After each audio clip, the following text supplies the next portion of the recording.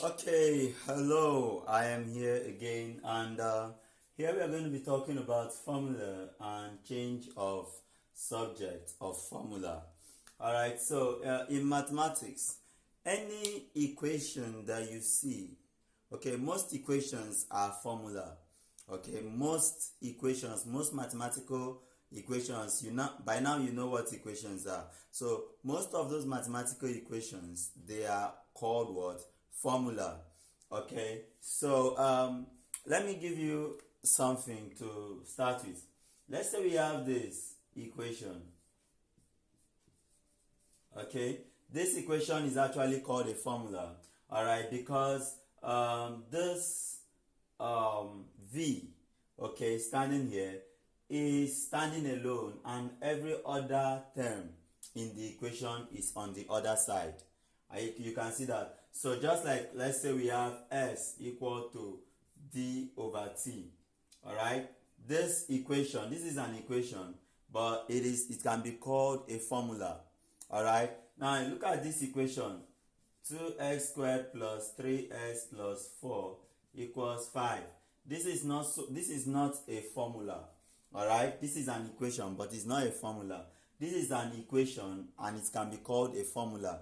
Now in this formula, we always have a variable standing on one side of the equation, while the other variables stand on the other side of the equation. All right, so that's what we call formula. You get that, right? So we can use this as a formula to get formula, as an approach to get anything that we want to, any instance of else. Okay, what that means is that if d was to be 10 and t is 2, that means s will be equal to what? 5. To be 5. Or if d was to be what? 100, you see that, and this one was to be 10, that means s will become what? 10. Alright, so that means that we can use this as a formula to keep generating values of s for given values of d and t. Alright, so having said that, this is a formula. This is an equation. This is an equation as well. Okay, this is an equation, but those two equations are formula. Why this one is not a formula? These ones are formula because we have only one variable standing on one side of the equation. Okay, so now if that is okay, we can actually change the subject. The variable that is standing on one side of the equation is called the subject.